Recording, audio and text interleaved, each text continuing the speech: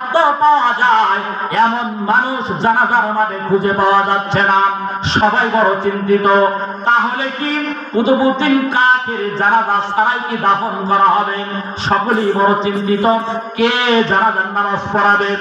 এমন সময় দেখা গেল দিল্লির সম্রাট শামসুদ্দিন আলতামাস, আল্লাহু আকবার জোরে বলেন, শামসুদ্দিন আলতামাস ধীরে ধীরে আস্তে আস্তে আল্লাহর বান্দা লাশের পাশে আসলো।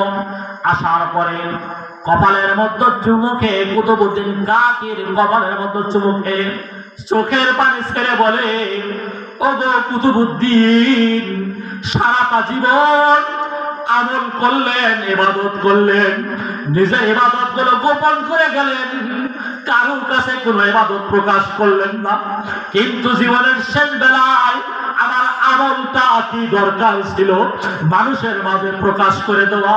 কি দরকার ছিল আমার আমলটা মানুষের সামনে প্রকাশ করে দেওয়া? কি প্রয়োজন ছিল? শামসুদ্দিন আলতামাস কপালের মধ্যে চুমুকে লোকজনদেরকে বলেন, যারা নামাজ আমি পড়াবো, এই চার শর্ত আল্লাহ তাআলা আমার মধ্যে দান করেছে। আল্লাহু আকবার জোরে বলেন। শামসুদ্দিন আলতামাস লোকজনকে ডাক দেয়া বলে, এ ভাই, আমল প্রকাশ পেয়ে গেছে, বড় ভয় হয়, না জানি আমার শয়তান ধোঁকা দেয়, কিন্তু আবার আপনার সাধারণ চরিত্র হলো যেইটুকু করি তার চাইতে বেশি প্রকাশ করি, যেইটুকু করি না করি তার চাইতে বেশি মানুষের কাছে আমরা প্রকাশ করতে ভালোবাসি। কথা বলেন ঠিক কি? শামসুদ্দিন আলতামাস দিল্লির সম্রাট, তিনি কুতুবউদ্দিন কাকের জানাজার নামাজ পড়াইল। ও মুসলমান, আমি আপনাদেরকে পায়ে হাত দিয়ে একটা কথা জিজ্ঞাসা করতে চাই, আপনার ব্যস্ততাটা কি? আপনি শামসুদ্দিন আলতামাসের চাইতে কি বড় বাদশা? আপনি কি তার চাইতে বড় চেয়ারম্যান?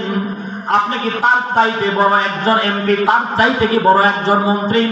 ও মুসলমান, মুসলমানদের বাদশাদের ইতিহাস তো এমনই ছিল, এমনই ছিল।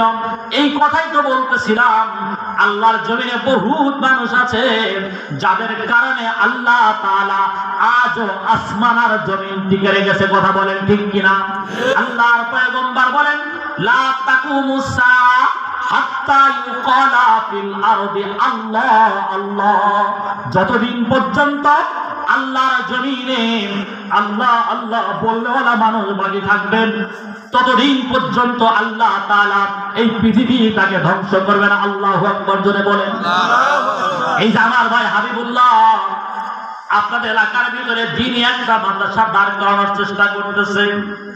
ও মুসলমান, আপনাদেরকে জান্নাতে নেওয়ার জন্য বড় মসজিদের হক সাহেব হুজুর একটা কথা বলেন, তা হলো আল্লাহ তাআলা যে এলাকার মানুষগুলোকে জান্নাতে নিতে চান, ওই এলাকার ভিতরে আল্লাহ তাআলা দয়া করে মসজিদ আর মাদ্রাসার ব্যবস্থা করে।